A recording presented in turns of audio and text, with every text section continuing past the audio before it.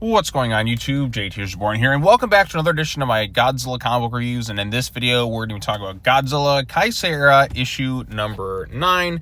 This one, of course, is written by Tim Seeley with artwork by Giada Belviso, colors by Francesco Segala, color assist by Gloria Martinelli, letters and design by Nathan Wittick, and editor Jake Williams. So this came out a few weeks ago at this point, and basically the storyline of this one, at the end of the previous issue, a bunch of monsters started showing up, some original ones and some classic ones like Ebra and Manda, and they seem to all be like in control, like being controlled by Biollante.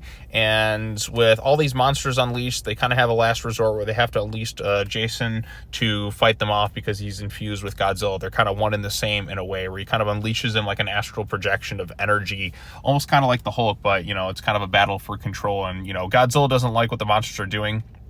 He was the king and they were his subjects, but now that there seems to be a new queen, a new alpha with Biollante girl going on there, so they're going a little bit crazy, and basically the G-Force or whatever has to kind of go off on their own and fight different things. Jet Jaguar's there, he kind of takes Jacen to the battle. So we have some of those other ones, Blackheart, Urosaur, and then the River Beast. So like Nuki goes off against one, Incense goes off against another, Riviera another one, and then Dr. Shiba has to go off and face off against Rodan. So they're all off in their own way. Jacen shows up using Jet Jaguar to kind of help get him there to face off against Manda and Ebra, and then Godzilla's unleashed and is just really angry about the whole thing. He's the king and he has the honor of destroying everyone. Only he can, you know, be the one to do so. But after the battles and that, they're kind of left a little bit wounded. The monsters are just have like kind of one state of mind. They're not really listening. It kind of makes me think back to the movie Rampage, where they were sending out that signal, which was sending the monsters to one spot, and no matter what you could say or do, they were just kind of in a blind rage of, well, a blind rampage in a way. So that's kind of what's going on here. Something's calling them to it, but it's definitely the Biollante thing. Jacen's there, unleashes hell.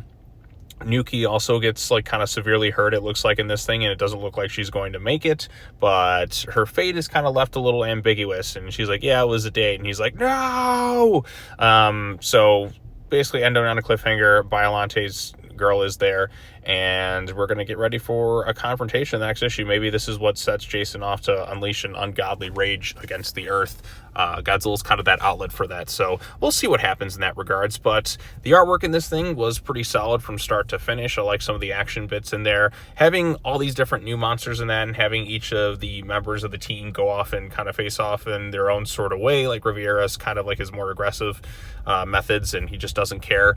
He faces off against that river monster. Incense is still kind of like annoying with what he's doing, trying to stream.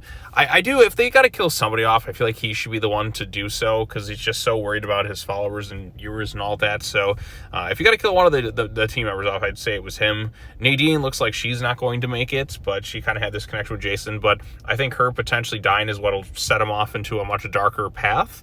So we'll see what happens in that regards. And then, you know, Dr. Shiba's still doing her methods, but even then it's still not really fully working to their advantage. Jet Jaguar has a little bit of an issue with Jacen in some regards because he's afraid of Godzilla being unleashed, so there's that kind of carried over.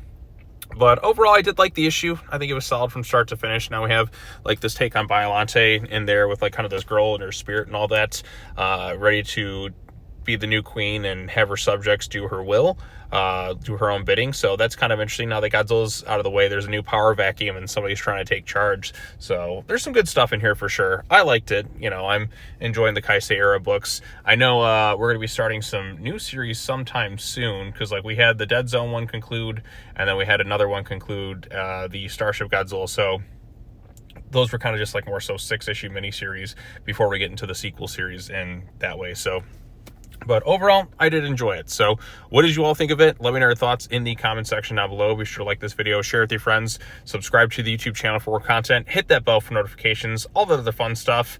I got one more Godzilla comic review, which came out last week, that I got to talk about, which is the Romeo and Juliet and Godzilla, but I haven't read it yet. So in the meantime, enjoy these 2 videos. So that'll either be out tomorrow, or maybe if I can get out later on tonight, we'll see.